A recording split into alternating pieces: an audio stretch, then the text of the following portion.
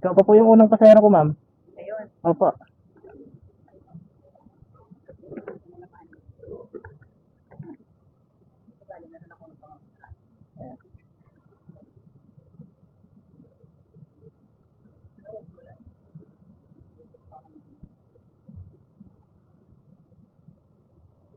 Mas malapit ba ito work mo? Opo, doon na po ako sa may Malati. Nasa Malabo. Magandang hapon mga kaludi. After natin magtrabaho, mag-move tayo para may pambili tayo ng bigas kasi yung sweldo matagal pa. 15 days pa tayo bago makasweldo. Araw-araw tayo kumakain ng kanin kaya maggawa tayo ng paraan para makaano tayo, makakain tayo ng pang araw-araw. Kasi kung asahan natin yung sahod natin, wala, gutom talaga kasi kinsinas katapusan sweldo natin mga kalodi.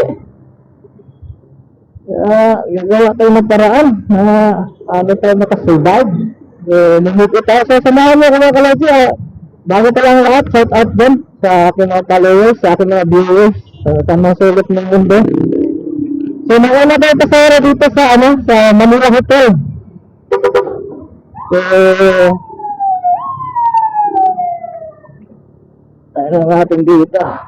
Ma'am Irie? Ay. Tatabi ko lang dito, ma'am. Tatabi ko lang para. Sige po, ma'am. Galing din kasi ako sa trabaho. Extra para kasi wala pang bili ng bigas.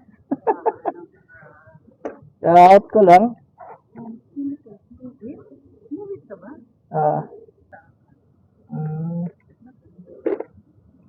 Saka ako, kala ko meron pa ako tapos.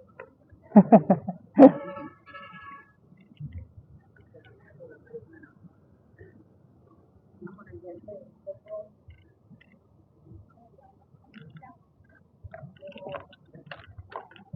Sakto lalagay. Wala ka sabitan? Wala pong sabitan, ma'am. Sa box lang po. Kaso di yata kasi sa box. Dahil ikot-ikotin natin sa kasa siguro. Kahit tupiin po. Ano naman to eh. Isang tupi lang kasi na yan. Yung dito po. Para. Happy ka gitna.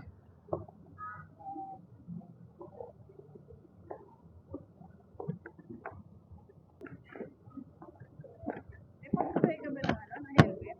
Po? Pang-spray ka?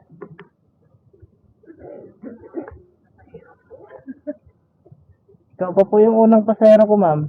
Ayun. Opo.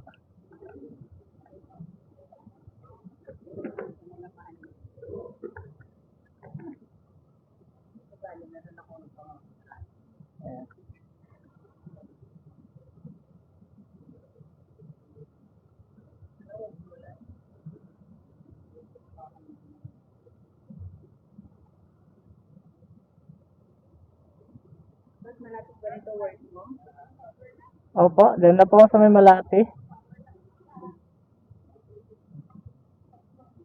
Nasa Malabo.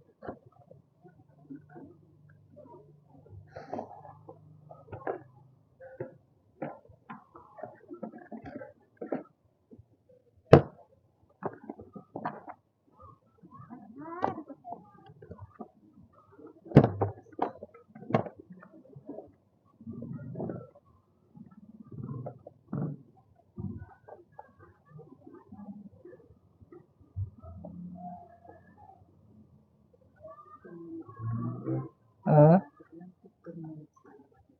oo, buti nakasingit-singit. Nag-ingat din na.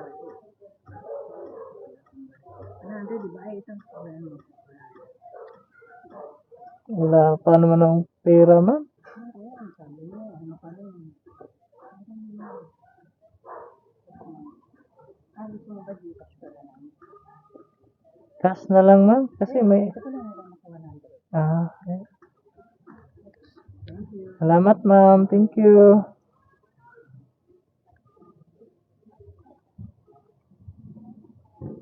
Ayan, thank you.